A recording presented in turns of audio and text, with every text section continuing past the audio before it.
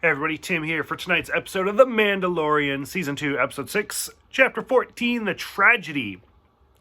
Oh my god, y'all, I was screaming. I waited until midnight. I was like, let's do this. I was screaming through the whole thing, woke my husband up. I was just freaking out. Because it's amazing. It was so well done. Riding this high for as long as I can. So, two things right off the bat that I thought were really, really interesting is one, I've said before how I think it's interesting that the odd number episodes are so much better than the even numbers. 1, 3, and 5 have been fantastic, the best so far. 2 and 4 were kind of meh. They were a little fillerish. They were still good. Any episode's a good episode, but they were definitely very fillerish. So this one broke the mold, changed everything. Even number episode 4 or episode 6, fantastic. But what I think is interesting is anytime that The Mandalorian goes somewhere, there's that weird filler episode. So, they completely skipped it. The last episode, Ahsoka's like, go find this stone and put Grogu on the stone. And you're like, okay, and I 100%, I was like, okay, so the next episode is going to be this long episode where he's just traveling. Nope, boom, right off the bat, first 10 seconds into the episode, they're at the stone. And I was like, damn, they cut out the filler episode. So we went right from a fantastic episode to a fantastic episode. And it was great. It was really, really well done. The second thing that really caught me off guard, that I'm going to skip all the way to the end, was the credits popped up, and it's directed by Robert Rodriguez. Oh my god. I couldn't believe it. It was so well done. Because, I know Dave Filoni's directed some, and Jon Favreau's directed some, and, God, there's been a lot of people. Carl Weathers directed one, but, it's the fact that Robert Rodriguez, who did, everything from, Spy Kids to he did Sin City and what was From Dusk Till Dawn. He tends to team up with Quentin Tarantino a lot, the Grindhouse movies, stuff like that. So I was blown away, and it was really, really well done. So that's the less spoiler version for the episode, believe it or not. So of course everything now is just don't watch. If you haven't watched the episode, don't watch this. It's fucking Boba. That's it. It's the Boba episode. So as soon as we see Slave 1 enter the atmosphere, I was, again, that was the first time I started screaming. I was like, oh my god, it's Slave 1. And my husband's like, what's the big deal? I was like, that ship has not really been on TV or been on film since the 80s. Not counting the prequels and stuff. So I was like, this is amazing. Tamura Morrison, I think is how you say his name. I butchered it again. I butchered it in the first episode. So in the first episode of season 2, you do get to see him for a split second. And I love how many people are like, who says it's Boba Fett? Well, considering it's the same actor that played Jango Fett, and he had already said that he was going to play Boba Fett, it's a pretty likely thing. And sure enough, he comes back and he is Boba Fett. And it's amazing. Seeing some of the scenes where Grogu, I still want to call him Baby Yoda, Grogu is unleashing his power. It's so cute, and it's a little kind of freaky too. Fennec also makes her return, which she's played once again by Ming-Na Wen, who is living the dream. I mean, she's the Disney princess. She's the voice of Mulan. She's in the Marvel universe from the Agents of S.H.I.E.L.D. TV show. And now she's in Star Wars as well. So she's got all her bases covered. But if you go back to that episode, the first episode she was in, when she's passed out, you can hear boot spurs walking up to her, which is a trademark sound for Boba Fett. So, and I had mentioned in that review, if you go back and watch it, I was like, a lot of people think that that's Boba Fett finding her. Boom, sure enough, closes the theory that it was, because now they are working together.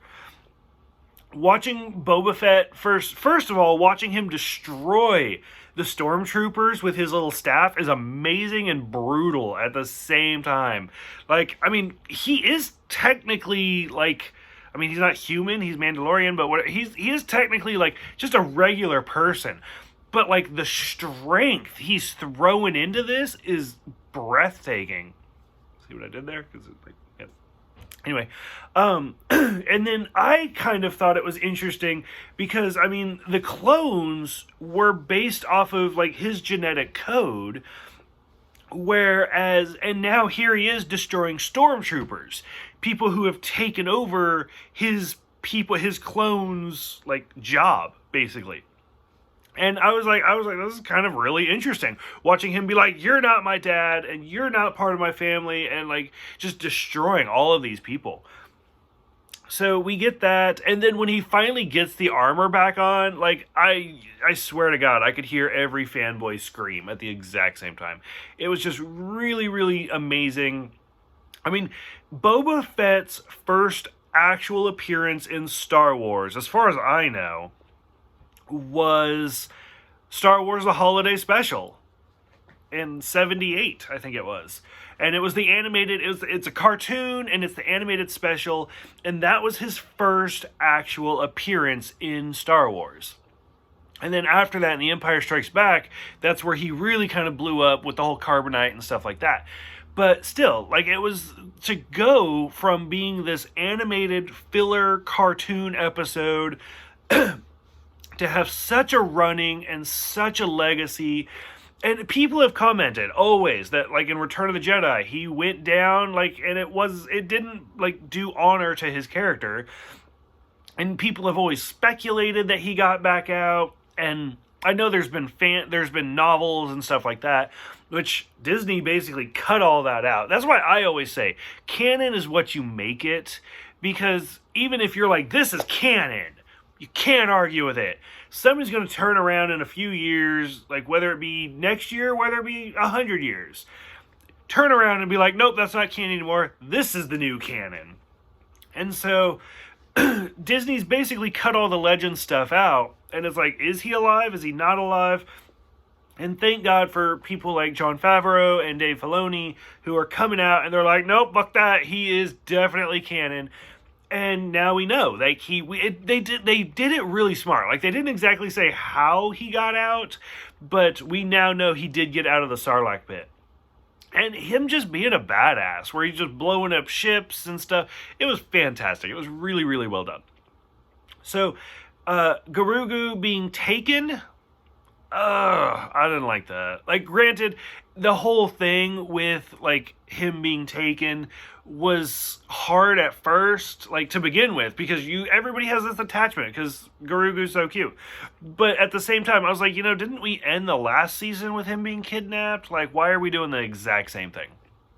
But what I did like is Fennec and Boba being like, hey, we're in your debt. Like, you gave me my armor back, but now we have to help you get this child back. So, there's only like, 2 more episodes left. They're going to be fantastic. Because, and I said this to begin with, like, how season 1 went, where it's just like, let's meet a character, and then they all come back for the finale.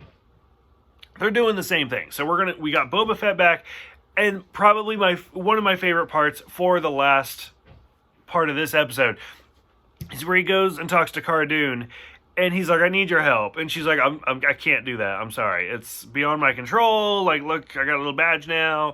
And he's like, well, they got the kid. And the look she gives, like, I'm about to, like, destroy the entire galaxy. Like, I don't even care. And it was just super cute. Like, it's just, like, that's the power of Grogu. It's amazing. We get to see Moff Gideon return once again with the Darksaber. I kind of mentioned this in the finale of season 1. The last I remember the Darksaber, it was in Rebels, and I can't remember if Sabine had it or if Sabine gave it to her mom, because I think her mom was in charge of Mandalore. So, I don't know, I'm a little rusty. It's been a while. And especially, like I said in the last episode, part of me wishes they would just do because they do it previously for The Mandalorian, And like the last episode for Ahsoka, they needed to do a previously on and show Ahsoka's life. And I wish they would do like a previously on and show like the journey of the Darksaber. Show it in Clone Wars. Show it in Rebels. Show Darth Maul having it. Like, they're so pitted on like, oh, you need to watch Clone Wars and Rebels to understand these references. But at the same time, like, if you give people like that little nugget, like if you did previously on with Star Wars and show like the Darksaber in the Clone Wars, the story of the first Mandalorian Jedi, Darth Maul having it, Sabine having it, the animated Bo-Katan having it, and then go into this episode, and when he pulls it out, people are going to be like, what the fuck is that? And they're going to want to go back and rewatch it. But as of right now, a lot of the fans who don't know anything about it are just going to be like, it's a black lightsaber, who cares? Like, I get it, whatever. And they're not picking up on it. So I don't know, they're missing an opportunity having those previously ons. So overall, like I said, I'm riding this high for as long as I can. I was so excited. Part of me wanted to do the review like a day later just to see if it goes down a little bit. I don't think it will. So I'm curious what everybody thinks about Bo-Katan, about Garugu and the Seeing Stone, about seeing Fennec return, seeing Boba Fett's return, Cara Dune's return, Moff Gideon and the Darksaber, Robert Rodriguez directing. Thank you guys for watching. Thank you guys for subscribing. And I cannot wait to see you guys next week for Chapter 15.